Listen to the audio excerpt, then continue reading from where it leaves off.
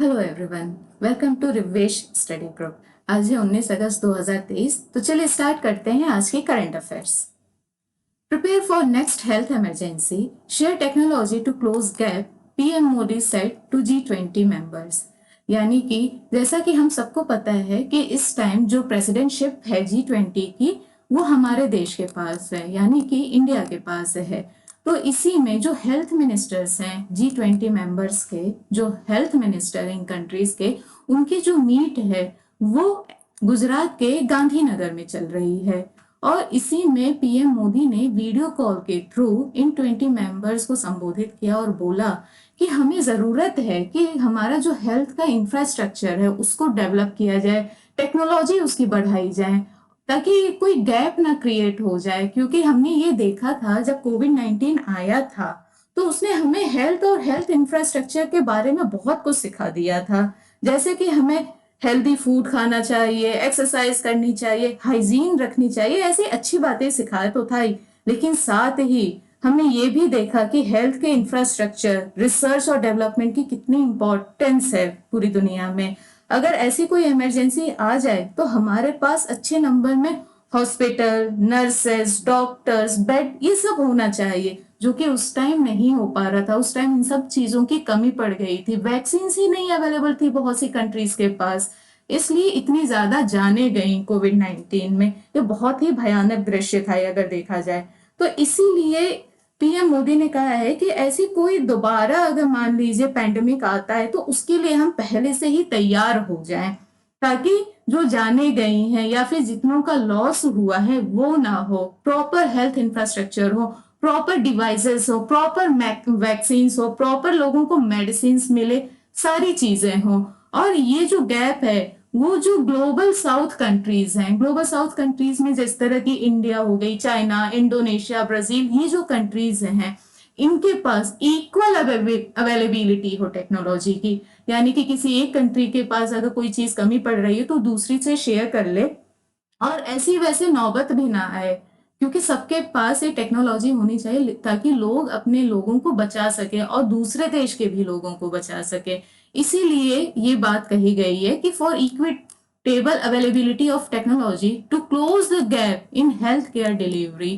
क्योंकि हमने देखा है कि वैक्सीन भी नहीं थी, मेडिसिन भी अवेलेबल नहीं था, और 3 से 5 ही ऐसी कंट्रीज हैं वर्ल्ड की जो पूरे वर्ल्ड का 60 से 70%, आप खुद सोचिए, 60 से 70% जो रिसर्च एंड डेवलपमेंट है, R&D इन शॉर्ट बोले तो वो यही 3 से 5 कंट्रीज करती हैं। तो इसको भी डाइवर्सिफाई करना चाहिए, डाइवर्सिटी आनी चाहिए कि सिर्फ ये 3 से 5, मतलब यूएस वगैरह ये क्यों करें, इंडिया क्यों ना करे, बांग्लादेश क्यों ना करे, चाइना क्यों ना करे, ब्राजील क्यों ना करे। मतलब एक डाइवर्सिफाई करने की बात कही गई है, इसलिए ऐसा ये स्टैंड लिया गया है। ये तो बातें हमने जानी कि पीएम मोदी ने ऐसा क्यों बोला और कहाँ बोला, मतलब गांधीनगर में ये मीट हो रही है हेल्थ मिनिस्टर्स की, वहां पे वीडियो कॉल के थ्रू बोला। अब हम जान लेते हैं कि एग्जामिनेशन पर्पज से और क्या इंपॉर्टेंट है, क्योंकि ये बहुत इंपॉर्टेंट न्यूज है कि G20 की जो चेयरमैनशिप है या प्रेसिडेंटशिप है वो इस बार इंडिया के पास है, तो हमें इसके बारे में जान लेना जरूरी होगा। जैसे कि G20 में जैसा आप देख रहे हैं इसके 20 मेंबर्स तो होते ही हैं, लेकिन और सारे जो इंटरनेशनल ऑर्गेनाइजेशंस होते हैं उनका हेडक्वार्टर होता है, लेकिन G20 का कोई हेडक्वार्टर नहीं होता है।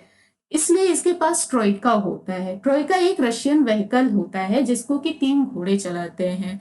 उसी वर्ड को G20 के मेंबर्स ने अपना लिया है। वो इसलिए अपनाया है, बहुत ही सिंपल लैंग्वेज में आप समझिए, कि ये एक बार में डिसाइड कर लेते हैं कि कौन सी 3 कंट्रीज में चीजें होनी है, मतलब कि पास्ट, प्रेजेंट, फ्यूचर।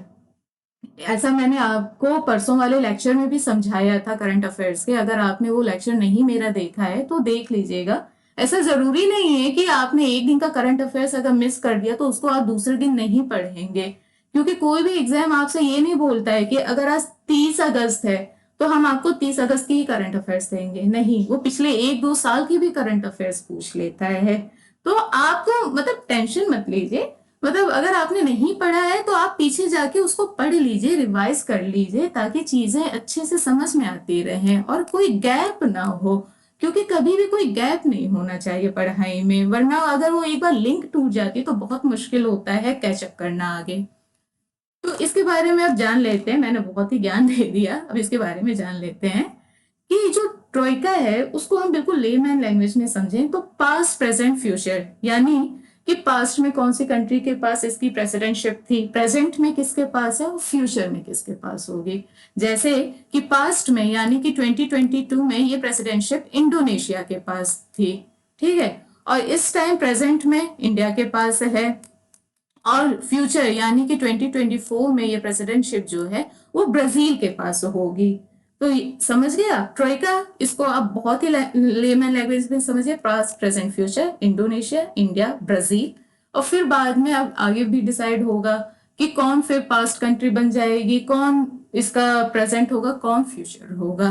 इसलिए ये एक स्पेसिफिक किसी लोकेशन किसी कंट्री में नहीं होती, क्योंकि इसका कोई हेडक्वार्टर ही नहीं है, इसके जो मेंबर्स हैं ये उसी जगह होती रहती है, ठीक है, इसलिए इसने ट्रोइका का नाम अपनाया हुआ है। और ये देखिए इसकी थीम, ऐसे क्वेश्चंस आते हैं कि G20 की इस बार की थीम क्या थी, 2020 की थीम जो कि इंडिया में हुई वो क्या थी, तो देखिए उसकी थीम थी वासुदेव कुटुंबकम, या फिर one earth one family one future. ऐसे क्वेश्चंस बहुत पूछे जाते हैं। और एक और इम्पॉर्टेंट बात, ये जो G20 कंट्रीज है ना दोस्तों, ये बहुत ही ज्यादा कंट्रीब्यूट करती है हमारी चीजों में पूरे वर्ल्ड में। जैसे कि 75% जो पूरे ग्लोब का ट्रेड है वो ये G20 कंट्रीज के थ्रू होता है। मतलब कि अगर कोई हम देखें तो वर्ल्ड में अगर 100 करोड़ का अगर ट्रेड हुआ है तो उसमें से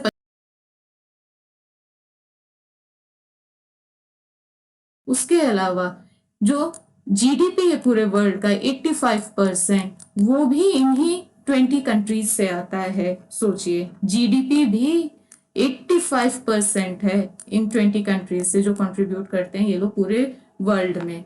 उसके अलावा 2/3 पॉपुलेशन पूरे वर्ल्ड की वो इन G20 मेंबर्स की है। इतना ज्यादा ये इंपॉर्टेंट हो जाता है, इसलिए आपको पता होना चाहिए कि ये कितने परसेंट ट्रेड करते हैं, कितने परसेंट इसकी मतलब जीडीपी है, और कितना पॉपुलेशन में कंट्रीब्यूट करते हैं, बहुत ही ज्यादा कंट्रीब्यूट करते हैं। तो ये सब चीजें आपको पता होनी चाहिए एक बहुत ही नटशेल फॉर्म में।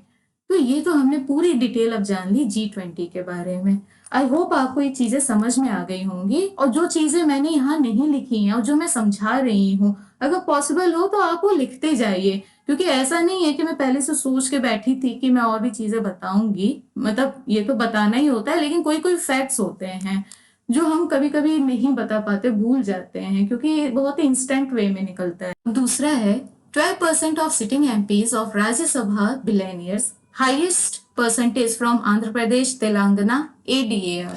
यानी कि ये एक एनजीओ है, सॉरी ये एक एनजीओ है ADR, इसका फुल फॉर्म है एसोसिएशन फॉर डेमोक्रेटिक रिफॉर्म्स, और इसने नेशनल इलेक्शन वॉच, ये एक दूसरी एनजीओ है, इसके साथ मिलके जो राज्यसभा के 233 में से 225 एमपीज हैं उनके ऊपर रिसर्च करी, यानी कि उनके बारे में चीजें एनालाइज करी, उनके जो क्रिमिनल बैकग्राउंड है या फिर फाइनेंशियल बैकग्राउंड है या फिर कोई सा भी जो उनका बैकग्राउंड है उसके बारे में वो चीजें अपडेट करी।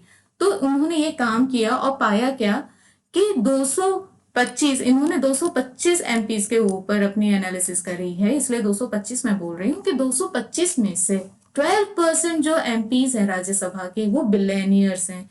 12% बोले तो 27 लोग, 225 में से 27 लोग ऐसे हैं, मतलब 27 एमपीज ऐसे हैं जो कि बिलियनियर्स हैं। उसके अलावा 33% जो एमपीज हैं, मतलब अगर हम बोले तो 75 हो जाएंगे एमपीज, नंबर अगर हम काउंट करें तो 75 जो एमपीज हैं राज्यसभा के, उनके खिलाफ क्रिमिनल केसेस डिक्लेयर्ड हैं, ऐसा कि इस रिपोर्ट ने बताया, यानी कि मतलब इस एनजीओ की रिपोर्ट ने बताया। यानी कि आप देखिए कि 27 लोग तो बिलियनियर्स हैं, और मोस्टली ये लोग कहाँ के हैं, ये जो एमपीज हैं जो बिलियनियर्स हैं वो मोस्टली कहाँ के हैं, ये 2 स्टेट के हैं, आंध्र प्रदेश और तेलंगाना, इस एनजीओ की रिपोर्ट के हिसाब से। और बाकी जो हैं उनके खिलाफ क्रिमिनल केसेस जो हैं वो डिक्लेयर्ड हैं। और भी ऐसे छोटे छोटे और भी चीजें हैं कि जिस तरह 2% या 3% ऐसे लोग भी हैं जिनके खिलाफ की मर्डर केसेस भी डिक्लेयर्ड हैं। ये भी चीजें हैं इस रिपोर्ट में। लेकिन क्वेश्चंस इससे नहीं आते हैं कि कितने परसेंट लोग जो हैं वो बिलियनियर हैं, या फिर कितने परसेंट लोग जो हैं जिन उनके खिलाफ मतलब क्रिमिनल रिकॉर्ड है या फिर मर्डर केस है। ये नहीं आता है कभी भी यूपीएससी में, स्टेट पीएससी में या किसी भी एग्जाम में। क्वेश्चन ये पूछा जाता है कि राज्यसभा क्या है, राज्यसभा के मेंबर्स जो हैं, एमपीज जो हैं, वो कैसे सेलेक्ट होते हैं, इसके बारे में क्वेश्चन आता है। तो चलिए जानते हैं राज्यसभा के बारे में। तो दोस्तों, राज्यसभा को हम और भी नाम से जानते हैं, जिस तरह इसको हम अपर हाउस या फिर हाउस ऑफ एल्डर्स के भी नाम से जानते हैं। ठीक है, अपर हाउस और हाउस ऑफ एल्डर्स ये इसके नाम हैं जिनसे हम जानते हैं राज्यसभा को। उसके अलावा इसका मोस्ट इम्पॉर्टेंट जो फीचर है वो ये है कि ये कभी डिसॉल्व नहीं होती है, इसलिए ये परमानेंट हाउस है। इस तरह की लोकसभा जो है वो डिसॉल्व हो जाती है, 5 साल का टेन्योर खत्म हुआ गवर्नमेंट का, तो जब तक दूसरी गवर्नमेंट नहीं आ जाती तब तक प्रोसीडिंग नहीं होती है। या फिर अगर गवर्नमेंट जो है उसके खिलाफ लोग मतलब नो कॉन्फिडेंस मोशन अगर पास हो गया और गवर्नमेंट में वो मोशन हार गई मतलब, तो भी लोकसभा जो है वो डिसॉल्व हो जाती है। लेकिन ऐसा केस हम राज्यसभा में नहीं देखते हैं, ये परमानेंट होती है, इसको कोई डिसॉल्व नहीं कर सकता है। यहाँ के जो एमपीज हैं उनका टेन्योर होता है 6 साल। जिस तरह की लोकसभा में लोग 5 साल तक गवर्नमेंट चलती है, इसका टेन्योर फिक्स है 6 साल। 6 साल बाद ही ये रिटायर होते हैं। ठीक है। और उसके अलावा एक बहुत ही इंपॉर्टेंट पॉइंट कि जो ये एमपीज है ना, मान लीजिए कि हम यूपी का एग्जांपल लेते हैं कि यूपी के जो एमएलएज होंगे वो क्या करेंगे, वो सारे एमएलए, यूपी के सारे एमएलए मिल के एमपीज को वो चूज करेंगे वहां की पॉपुलेशन के बेसिस पे। जिस तरह अभी यूपी की पॉपुलेशन 19.5 या 19.8 करोड़ है अप्रोक्सीमेटली, अगर हम देखें तो 20 करोड़ है। ये 20 करोड़ में से वो एमपीज को, एमएलए जो है वो सेलेक्ट करेंगे और उनको फिर राज्यसभा के लिए वो नॉमिनेट करेंगे। और फिर राज्यसभा में जो ये नॉमिनेटेड मेंबर्स हैं उनका जो है इनडायरेक्ट वे में इलेक्शन होता है। उनका इलेक्शन होता है प्रोपोर्शनल रिप्रेजेंटेशन सिस्टम और सिंगल ट्रांसफरेबल वोट से। ठीक है, ये डायरेक्ट इलेक्शन नहीं होता है जिस तरह से कि लोकसभा में होता है कि वहां जो जिस एरिया से आप लड़ रहे हैं वहां की जो पब्लिक है वो आपके लिए वोट करे। आप मतलब डायरेक्टली पब्लिक से इलेक्ट होके आते हैं लोकसभा में, लेकिन राज्यसभा में ऐसा नहीं होता है। यहाँ पे इनडायरेक्ट इलेक्शन होता है। यहाँ पे प्रोपोर्शनल रिप्रेजेंटेशन सिस्टम और सिंगल ट्रांसफरेबल वोट के थ्रू एमपीज को सेलेक्ट किया जाता है। तो इस बेसिस पे हम देखें तो जितनी ज्यादा पॉपुलेशन है उतनी ज्यादा जो है एमपीज का नंबर होता है राज्यसभा में। इसलिए यूपी के 80 जो है एमपीज वो राज्यसभा में है। और हम देखें तो यहाँ पे देखा जाएगा कि राज्यसभा में अगर हम कॉन्स्टिट्यूशन कर माने तो 250 मेंबर्स होते हैं। ठीक है, या फिर होने चाहिए, लेकिन इस टाइम 245 हैं। 245 हैं। 245 मतलब कि इसमें से 233 लोग जो हैं वो राज्यसभा के एमपीज हैं जिनको कि सिंगल ट्रांसफरेबल वोट और प्रोपोर्शनल रिप्रेजेंटेशन सिस्टम के थ्रू सेलेक्ट किया गया है। बाकी जो 12 लोग हैं, मतलब 233 प्लस 12, ये लोग जो हैं इनको प्रेसिडेंट सेलेक्ट करते हैं। वो अलग अलग फील्ड से आते हैं, जैसे आर्ट, साइंस, ऐसे फील्ड से आते हैं और इनको जो है प्रेसिडेंट ऑफ इंडिया जो है वो सेलेक्ट करते हैं। इसलिए 233 प्लस 12 245 एमपी। अब ये देखते हैं, butter festival at Dayara Bugyal come to close in Uttarakhand. मतलब कि ये जो बटर फेस्टिवल है, पहले तो ये हम देखें कि मनाया कहाँ जाता है। ये फेस्टिवल मनाया जाता है उत्तरकाशी जो डिस्ट्रिक्ट है उत्तराखंड की, वहां पर। आप ये देखिए, ये अगर आप ध्यान से देखें ये एक ग्रासलैंड एरिया है, ये ग्रासलैंड वेजिटेशन है। तो जो बुग्याल होता है ना, ये एक यूनिक टाइप का वेजिटेशन होता है। इसको हम समर ग्रासलैंड के नाम से भी जानते हैं और ये हिमालयन रीजन में पाया जाता है। मतलब कि अगर हम देखें तो ये जो दायरा बुग्याल है, बुग्याल मतलब स्पेशल टाइप ऑफ वेजिटेशन जैसे ये इसको हम समर ग्रासलैंड के नाम से भी जानते हैं, या फिर इसको हम अल्पाइन मीडोज भी कहते हैं। ये देख रहे हैं ग्रासलैंड है ये, यहाँ पे आपको कोई सूखापन या अलग टाइप का कोई पेड़ नहीं दिख रहा होगा, ये ग्रासेस दिख रही हैं, इसलिए इसको ग्रासलैंड कहते हैं। ये यूनिक टाइप का वेजिटेशन है जो कि जो उत्तराखंड का उत्तरकाशी डिस्ट्रिक्ट है वहां पे पाया जाता है, और ये बहुत ही ऊंचाई पे पाया जाता है। मतलब अगर हम देखें तो ये सी लेवल से तकरीबन 11,000 किलोमीटर ऊपर है, वहां पे ये मतलब वेजिटेशन पाया जाता है। और जो वहां के लोग हैं, यानी कि जो दायरा बुग्याल के लोग हैं जो वहां पे रहते हैं, जिस तरह यहाँ पे उनके घर हैं, जो इस घरों में रहते हैं, वो एक फेस्टिवल सेलिब्रेट करते हैं जिसको कि वो लोग बटर फेस्टिवल कहते हैं। इसको ये लोग ना बिल्कुल होली की तरह मनाते हैं, जिस तरह हम रंगों के साथ होली खेलते हैं उसी तरह ये भी होली खेलते हैं। लेकिन इनकी होली में रंग या गुलाल नहीं होता है, इनकी होली में मिल्क होता है, यानी कि दूध होता है, बटर होता है, या फिर बटर मिल्क होता है। बटर मिल्क यानी कि छाछ, वो इससे एक दूसरे के ऊपर ये मिल्क लगाते हैं, मतलब मिल्क फेंकते हैं, मक्खन लगाते हैं, छाछ फेंकते हैं। जिस तरह हम गुलाल फेंकते हैं, रंग लगाते हैं, वैसे ये लोग होली मनाते हैं। और उसके अलावा अगर हम देखें तो ये बहुत ही एक थैंकफुल तरीका है भगवान को भी थैंक्स कहने का, क्योंकि ये सोचते हैं कि जो मक्खन मक्खन से रिलेटेड कौन से भगवान है, वो है लॉर्ड कृष्णा, माखन चोरी करने वाले। तो इनको क्या लगता है कि जो भगवान है यानी जो लॉर्ड कृष्णा है वो इनकी हेल्प करते हैं, जिसकी वजह से ये अपनी जिंदगी जीते हैं, मतलब इनको प्रोटेक्शन देते हैं भगवान। तो वो इस फेस्टिवल के थ्रू उनको थैंक्स भी बोलते हैं कि भगवान थैंक यू, आपने हमारे इतनी प्रोटेक्शन करी और प्रोटेक्शन करते आए हो, इसके लिए बहुत बड़ा थैंक यू। और उसी के लिए ये फेस्टिवल ये लोग सेलिब्रेट करते हैं। और ये बहुत ही अच्छा फेस्टिवल है, इसमें कोई दिक्कत नहीं होती है लोगों को कि अरे रंग लग गया तो आंखों में रंग चला गया तो कोई दिक्कत हो, नहीं, इनको अच्छा लगता है। और दूसरी बात ये कि ये जो बटर फेस्टिवल है ना, जिसको इस टाइम ये लोग मिल्क बटर और छाछ से खेलते हैं, ये पहले ऐसा नहीं था। पहले ये लोग काउडंग से खेलते थे, आज से कुछ साल पहले, यानी कि गोबर से एक दूसरे के ऊपर काउडंग फेंकते थे ये लोग। लेकिन फिर दिक्कतें हुई होंगी जिसकी वजह से ये लोग काउडंग से डायरेक्ट मिल्क बटर और बटर मिल्क पे शिफ्ट हो गए। और खूब अच्छे से ये लोग फेस्टिवल सेलिब्रेट करते हैं, भगवान को भी थैंक्स बोल रहे हैं, एक दूसरे के साथ खेल भी रहे हैं।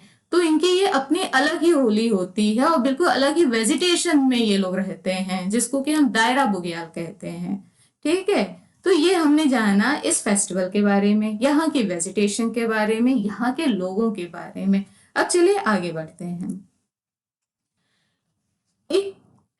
एक रिपोर्ट आई है एनडीएमएस की, यानी कि नेशनल डिजास्टर मैनेजमेंट अथॉरिटी की, 2019 की ये रिपोर्ट है। उसमें इन्होंने बोला है कि जो लैंडस्लाइड्स है जो हिल स्टेट्स में होते हैं वो क्यों हो रहे हैं, क्योंकि वो वहां पे पुअर प्लानिंग है, बहुत ज्यादा टूरिज्म का प्रेशर है, और बहुत से ऐसे लॉज हैं जो नाम भर के लिए बना दिए गए हैं, काम नहीं करते हैं, या फिर वहां पे एडमिनिस्ट्रेशन जो है वो सही से काम नहीं कर रहा है, इसलिए वहां पे लैंडस्लाइड ज्यादा आते हैं। तो दोस्तों यहाँ पे आप खुद देख रहे हैं कि lack of comprehensive land use policy, यानी कि हर जगह कुछ ना कुछ यूज करने की अपनी पॉलिसी होती है। तो लैंड यूज करने की जो पॉलिसी है ना, प्रॉपर तरीके से, बिल्कुल कॉम्प्रिहेंसिव तरीके से, वो हिली एरियाज में फॉलो नहीं हो पा रही है, जिसकी वजह से कि लैंडस्लाइड्स आ रहे हैं। उसके अलावा हिली स्टेशन हम जब भी गर्मियों में परेशान हो जाते हैं, जिस तरह आप बहुत ही फेमस देखे होंगे कि जो मुंबई के लोग हैं वो खंडाला या लोनावला चले जाते हैं, लोग शिमला चले जाते हैं, नैनीताल जाते हैं घूमने के लिए। तो हिली एरिया मतलब बहुत ही ज्यादा लोगों को अट्रैक्ट करता है, टूरिज्म को बहुत ज्यादा अट्रैक्ट करता है। तो वहां पे इतना ज्यादा, लेकिन जब टूरिज्म हो जाता है ना कि वहां पे जो ये प्रेशर आता है, लैंड पे प्रेशर आ जाता है, एक तो वैसे ही लैंड यूज पॉलिसी अच्छी नहीं है, ऊपर से ज्यादा लोग इस लैंड पे चल रहे हैं सपोज, तो उस लैंड पे वैसे ही प्रेशर आ गया है, तो किसी भी चीज की इतना खराबी होती है तो वहां पे इस लैंडस्लाइड के चांसेस बहुत ज्यादा हो जाते हैं। एक तो अर्बन प्लानिंग भी बहुत ही खराब है, इस रिपोर्ट के अकॉर्डिंग मैं बता रही हूँ कि इस रिपोर्ट ने क्या क्या चीजें पॉइंट करी हैं कि हिल स्टेशन में या हिली एरियाज में लैंडस्लाइड्स क्यों ज्यादा आ रहे हैं। जैसा कि आजकल हम देख ही रहे हैं, हिमाचल प्रदेश में आए दिन लैंडस्लाइड आए जा रहे हैं, आए दिन कितनी जाने जा रही हैं, कितने मंदिर भी बह गए, जैसा हमने देखा कि एक पूरा मंदिर ही बह गया। मतलब बहुत ही दिक्कतें हो रही हैं। उसके अलावा इन्होंने एक लास्ट पॉइंट भी बताया है कि lax enforcement of constitutional laws. मैंने आपको बताया ही कि जो लॉज सही से या तो इम्प्लीमेंट नहीं किए जाते हैं या फिर बस नाम भर के लिए ऑन पेपर्स होते हैं कि हाँ ये लॉज है, उनको हम लैक्स लॉज कहते हैं, कि उनका जो इन्फोर्समेंट है ना लॉज का, वो अच्छे से नहीं हो पा रहा है। वहाँ का एडमिनिस्ट्रेशन उस लेवल पे काम नहीं कर रहा है उस लॉ को इम्प्लीमेंट करने पे, जिसकी वजह से वो भी एक रीजन बन जा रहा है लैंडस्लाइड आने का। तो हम इतनी बार तो वर्ड यूज किए लैंडस्लाइड लैंडस्लाइड। लैंडस्लाइड होता क्या है? ये एक्चुअली जो रॉक या डेब्रीज होती है उसके मास मूवमेंट को आप देखेंगे हिली एरियाज में ना, पहाड़ के पहाड़, चट्टान के चट्टान टूट जाते हैं, देख रहे हैं बड़े बड़े रॉक्स, ये डेब्रीज, इनका जो मूवमेंट होता है ना स्लोप के थ्रू नीचे, ये देखिए स्लोप के थ्रू जब ये लोग ये आते हैं नीचे ना, इसी को हम लैंडस्लाइड कहते हैं। सपोज यहाँ पे खाई है तो ये पूरा नीचे आ जाता है, इसी को हम लैंडस्लाइड कहते हैं। और ये ऑफन क्या होता है कि जो अर्थक्वेक हुए, वॉल्केनोज हुए, जब वो इरप्ट होते हैं, क्योंकि वो इरप्ट होंगे या फिर अर्थक्वेक आएगा तो ट्रेमर्स फील होते हैं, ये देख रहे हैं, ये ट्रेमर्स फील होते हैं। और ट्रेमर्स अगर ये सपोज आप ये देखिए पहाड़ है, माउंटेन है, और माउंटेन के नीचे अगर ये ट्रेमर्स फील हो रहे हैं तो माउंटेन हिलेगा ही, पहाड़ हिलेगा ही। अगर पहाड़ हिलेगा तो इसके जो रॉक्स हैं वो नीचे आएंगे ही, और इसी को फिर हम लैंडस्लाइड कह जाते हैं। उसी तरह वॉल्केनो के साथ होता है। तो सिर्फ इतना ही नहीं, फ्लड के साथ भी होता है, और वो उसकी वजह से जो लैंड है ना वो बहुत वीक पड़ जाता है। और हम देखें, मतलब आप तो ये जाने कि लैंड बहुत ही ज्यादा वीक पड़ गया, जिसकी वजह से लैंडस्लाइड हुई। बहुत से कंस्ट्रक्शंस भी ऐसे हो जाते हैं कि लोग गलत जगह कंस्ट्रक्शन अपना करते रहते हैं, जिसकी वजह से लैंडस्लाइड आ जाती है और उनके घर या फैक्ट्री टूट जाते हैं। उसके अलावा आप दोस्तों बात ये नोटिस करिए कि ये जो लैंडस्लाइड है ना वो मोस्टली हिली एरियाज में ही आते हैं। और इंडिया में दो जो most important landslide prone areas हैं वो है एक हिमालयाज और दूसरा है वेस्टर्न घाट। ठीक है, वेस्टर्न घाट और हिमालयाज में बहुत ज़्यादा लैंडस्लाइड्स आते हैं, क्योंकि वही हिली एरिया है, टूरिज्म बहुत ज़्यादा है, यहाँ पे प्लानिंग अच्छी है नहीं, अर्बन प्लानिंग बहुत ही खराब है, लॉज अच्छे से नहीं काम करते हैं, पॉलिसी, लैंड यूज पॉलिसी जो है वो अच्छे से ये लोग नहीं इम्प्लीमेंट करते हैं, जिसकी वजह से लैंडस्लाइड आती है। तो ये तो एनडीएमए रिपोर्ट ने ये बताया है। चलिए अब आगे चलते हैं। RBI bars banks from levying penal interest, allows them to impose reasonable penal charges. इसमें मैं आपको बहुत ही, क्योंकि बिजनेस वाला पेज है, कभी कभी क्या होता है कि हम लोग बिजनेस वाला पेज देख के डर जाते हैं। बहुत से लोग तो बिजनेस पेज पढ़ते ही नहीं है, जबकि वो one of the most important चीज होता है न्यूज़पेपर का। ठीक है, तो इसको बहुत ही एक लेमन लैंग्वेज में आपको एग्जांपल देके समझाती हूँ कि मान लीजिए मैंने अपनी कार खरीदी और मैंने उसको मतलब इंस्टॉलमेंट पे लिया है बैंक से, लेकिन 1-2 महीना ऐसा हुआ कि मैं बैंक को इंस्टॉलमेंट नहीं दे, मान लीजिए ये पेनल इंटरेस्ट हो गया कि 6%। अगर मान लीजिए कि ऐसा है कि मैं अपनी कार का इंस्टॉलमेंट नहीं दे पा रही हूँ, नहीं भर पा रही हूँ, तो बैंक जो है वो मेरे पे 6% का पेनल इंटरेस्ट चार्ज करता था कि आपने गलती की। एक तरह से ये फाइन थी, 6% ये फाइन था। अगर 11,000 मैंने मंथली इंस्टॉलमेंट का सोचा हुआ है सपोज, तो उस पर 6% का मेरे को पेनल इंटरेस्ट बैंक लगा देता था कि आपको ये अमाउंट एक्स्ट्रा पे करना पड़ेगा, क्योंकि आपने 1 या 2 महीने आपने अपना इंस्टॉलमेंट नहीं भरा है। लेकिन इसमें क्या होता है कि बैंक अपनी तरफ से ये करते हैं और उन्होंने ये प्रॉफिट कमाना शुरू कर दिया इसके थ्रू। और आरबीआई ने ये सब, आरबीआई ये देखा कि बैंक ऐसे क्या कर रहे हैं कि अपना प्रॉफिट बहुत कमा रहे हैं, तो उन्होंने ये बोल दिया कि भाई अब ऐसा नहीं होगा कि आप पेनल इंटरेस्ट लगाओगे, मतलब कि आप जो ये परसेंट है ना इसको आप नहीं चार्ज करोगे, अब आप पेनल चार्जेस को चार्ज करोगे। मान लीजिए कि अब आरबीआई ने बोल दिया कि अगर आपने 11,000 का इंस्टॉलमेंट लिया है और मतलब इंस्टॉलमेंट आपको भरना है, अगर आप नहीं भर पा रहे हैं तो उस पर आपको 200 रुपए भरने पड़ेंगे बैंक को। तो ये मतलब आरबीआई ने बोल दिया है, क्योंकि जो इंटरेस्ट है ना वो बहुत महंगा पड़ जा रहा था। लेकिन अब क्या है कि इन्होंने बोल दिया पीनल चार्जेस को, मतलब डायरेक्ट आपको एक अमाउंट बता दिया गया है कि आपको इतना अमाउंट जो है वो बैंक को भरना है अगर आपने इंस्टॉलमेंट नहीं भरी। तो और ये इफेक्टिव कब से होगा? ये इफेक्टिव हो रहा है जनवरी 2024 से, मतलब कि 1 जनवरी 2024 से इसको आरबीआई इफेक्ट में बोल दिया है कि बैंक को लाना। अब हम एमसीक्यूज थोड़ा सॉल्व कर लेते हैं करंट अफेयर्स का। इसमें पहला क्वेश्चन है, which state will start startup fest 2023, यानी कि कौन से राज्य में स्टार्टअप फेस्ट 2023 स्टार्ट किया जाएगा? आपके ऑप्शंस हैं मेघालय, बिहार, कर्नाटका या फिर असम। तो दोस्तों इसका करेक्ट आंसर है ऑप्शन डी, यानी कि असम। असम वो स्टेट है जो कि स्टार्टअप फेस्ट 2023 को स्टार्ट करेगा। उसके अलावा असम में ही इस साल के दूरत नेशनल सेंटर ऑफ एक्सीलेंस जो है बैडमिंटन। फिर हम यहाँ पे देखते हैं विच player top ICC men's T20 international ranking 2023, यानी कि मेंस के जो T20 इंटरनेशनल रैंकिंग है उसमें टॉप पोजीशन किस प्लेयर ने हासिल की है? आपके ऑप्शन है ए विराट कोहली, बी सूर्य कुमार यादव, सी ऋषभ पंत या फिर डी रोहित शर्मा। तो दोस्तों आपका करेक्ट आंसर होगा ऑप्शन बी, यानी कि सूर्य कुमार यादव। सूर्य कुमार यादव जो है उनको आईसीसी में टॉप पोजीशन मिली है, मतलब रैंक 1 मिली है T20 इंटरनेशनल रैंकिंग में। ठीक है,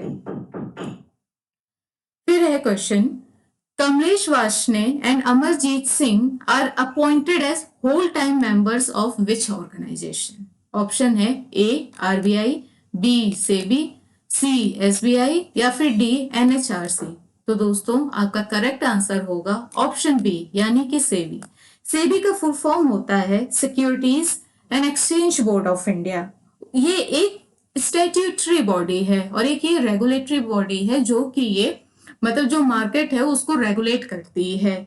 उसके अलावा हम ये भी जान लें कि सेबी को बनाया कब गया था। तो दोस्तों सेबी को बनाया गया था 1988 में, मतलब कि 1988 में इसका फॉर्मेशन हुआ था और उसके 4 साल बाद, मतलब कि 1988 में तो ये बनी और उसके 4 साल बाद यानी कि 1992 में इसको स्टैट्यूटरी बॉडी का स्टेटस मिल गया था। ठीक है, और हम जान लें कि इसके चेयरमैन इस टाइम कौन है। तो इनकी जो चेयरमैन है उनका नाम है माधवी पुरी बुश। ठीक है, माधवी पुरी बुश जो है वो अभी सेबी की चेयरमैन है। तो ये तो हमारा हो गया पूरा कि सेबी क्या है, कौन से ईयर में फॉर्म हुआ था, इसको स्टैट्यूटरी स्टेटस कब मिला था, ये एक रेगुलेटरी बॉडी है, मार्केट को रेगुलेट करती है, और इसकी चेयरमैन क्या है। चलिए अब ये क्वेश्चन देखते हैं, short story festival of 7 days begin in which state? आपके ऑप्शन है option A Jammu and Kashmir, option B Tamil Nadu, option C New Delhi या फिर ऑप्शन डी राजस्थान। तो दोस्तों आपका करेक्ट आंसर होगा ऑप्शन ए, यानी कि जम्मू एंड कश्मीर। जम्मू एंड कश्मीर में ये शॉर्ट स्टोरी फेस्टिवल जो है वो 7 दिनों के लिए स्टार्ट किया जाएगा। ठीक है, या किया गया है, सॉरी किया गया है। Which athlete recently was banned for 4 years due to failing in dope test? Option A Dutee Chand, option B Bajrang Punia, option C Vinesh Phogat या फिर ऑप्शन डी पीवी सिंधु। ये आई होगा। तो इसका करेक्ट आंसर है ऑप्शन ए दुती चंद।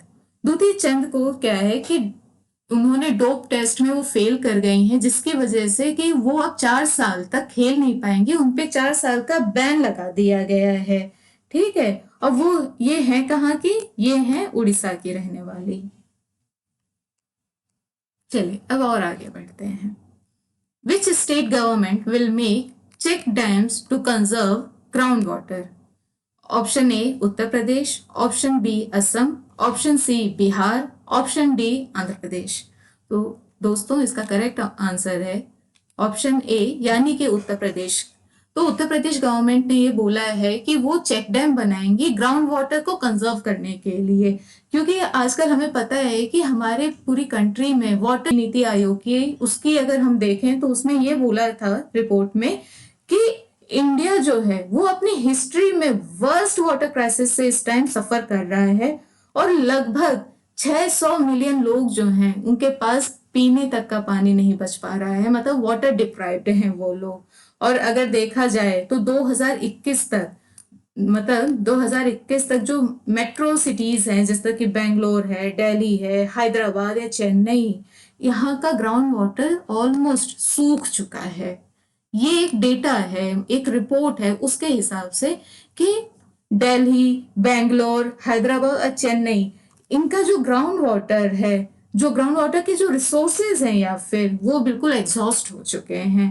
तो ऐसा यूपी में भी ना हो जाए, इसलिए यूपी गवर्नमेंट ने चेक डैम्स स्टैब्लिश करने का या मतलब निर्णय लिया है। और चेक डैम्स होते क्या है? ये छोटे छोटे डैम्स बनाए जाते हैं जिससे कि जो इरोजन होता है ना वो रुक सके और पानी की बचत हो सके। इसको हम चेक डैम कहते हैं और ये यूपी गवर्नमेंट करने वाली है। अब हम कुछ इंपॉर्टेंट फैक्ट्स भी देख लेते हैं।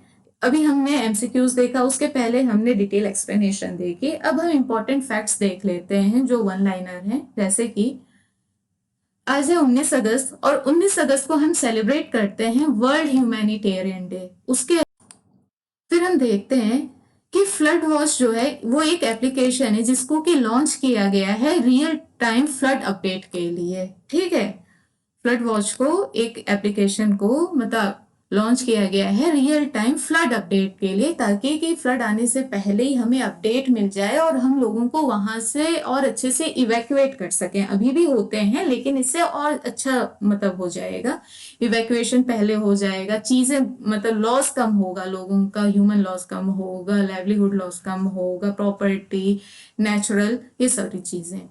उसके बाद हम देखते हैं reserve bank of India launched UDGAM portal to detect the unclaimed deposits. ऐसे बहुत से डिपॉजिट्स होते हैं जिनका कोई क्लेम नहीं होता है, तो उसी को डिटेक्ट करने के लिए रिजर्व बैंक ऑफ इंडिया ने उद्गम पोर्टल को लॉन्च किया है। ठीक है, अब हम आगे बढ़ते हैं। Priya Malik won the gold medal in under 20 women's world wrestling championship held in Jordan. ये चैंपियनशिप जॉर्डन में हुई थी। ऐसे क्वेश्चन आ जाते हैं कि कौन सी चैंपियनशिप कौन सी जगह हुई थी, तो ये चैंपियनशिप हुई थी जॉर्डन में और गोल्ड मेडल जीता है इंडिया ने। तो ये बहुत ही इंपॉर्टेंट पॉइंट बन जाता है क्योंकि गोल्ड मेडल से क्वेश्चंस आते हैं कि प्रिया मलिक ने गोल्ड मेडल जीता है under 20 women's world wrestling championship में। उसके बाद हम देखते हैं यूईएफए सुपर कप 2023, ये किसने जीता है? इसको जीता है मैनचेस्टर सिटी ने। फिर कुजीनो माने विल बी सेटअप इन कर्नाटका। कुजीनो माने क्या है कि जिस तरह की जो वर्किंग वुमेन होती हैं या फिर जो विमेन मनरेगा में एनरोल्ड हैं, उनके बच्चों की मतलब देख रेख के लिए एक तरह से कृषि सिस्टम समझ लीजिए कि जो छोटे बच्चे होते हैं उनको पालने के लिए जो विमेन है उनके एक ऑफिस में अगर काम कर रही है तो एक कमरा हो जाता है जहां पे कि उन बच्चों को रखा जा सके, उन्हें सुलाया जा सके, उन्हें फीड किया जा सके। तो वैसा ही कर्नाटका ने मतलब डिसाइड किया कि वो सेटअप करेगी और उसको बोला है उन्होंने कुजीनो माने। फिर हम देखते हैं world's first 3D rocket to be launched from Sriharikota. अडीले सुमरेवाला elected as interim vice president of Indian Olympic association. ये नेम थोड़ा टफ है बट याद कर लीजिएगा कि अडीले सुमरेवाला जो हैं उनको इंटरिम वाइस प्रेसिडेंट के तौर पे इलेक्ट किया गया है इंडियन ओलंपिक एसोसिएशन के लिए। फिर लास्ट है हमारा biodiversity atlas of Mayem village released by chief minister of Goa. तो ये जो गोवा का मय्यम विलेज है वो इंडिया का पहला ऐसा विलेज बन गया है कि जिसको कि बायोडाइवर्सिटी एटलस वहां पे तैयार हुआ है। ठीक है, तो ये कहाँ का है विलेज? गोवा का, और ये इंडिया का पहला बायोडाइवर्सिटी एटलस वाला विलेज बना है, मय्यम विलेज। ठीक है,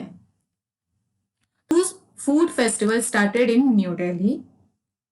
तो दोस्तों ये थी आज की हमारी करंट अफेयर्स। अगर आपको हमारी करंट अफेयर्स हमारे वीडियो अच्छा लगा हो तो प्लीज चैनल को लाइक, शेयर और सब्सक्राइब जरूर करें। पर डे की करंट अफेयर्स भी स्टार्ट हो गई है। पुरानी करंट अफेयर्स के लिंक जो है वो डिस्क्रिप्शन में दिए हुए हैं, आप वहां पे जाके भी जैसे कल की और परसों की, क्योंकि हमने 17 अगस्त से ही स्टार्ट किया है, आप दोनों दिन की करंट अफेयर्स देख सकते हैं। पीडीएफ भी करंट अफेयर्स की अवेलेबल है हमारे टेलीग्राम, जो ये मैंने लिंक रखा हुआ है, इस टेलीग्राम चैनल को आप ज्वाइन कर लें, आपको पीडीएफ मिल जाएगी। उसके अलावा हमने एक इनिशिएटिव स्टार्ट किया है 69th बीपीएससी के प्रीवियस ईयर्स के क्वेश्चंस को सॉल्व करने का एमसीक्यू के थ्रू। हम सारे सब्जेक्ट्स को कवर कर रहे हैं, उसको भी आप ज्वाइन कर सकते हैं ताकि आपकी तैयारी अच्छे से हो सके 69 बीपीएससी की। और ये सारी लिंक हमने प्रोवाइड की हुई है, आप इन लिंक पे क्लिक करके हमारे चैनल को ज्वाइन कर सकते हैं। Thank you so much.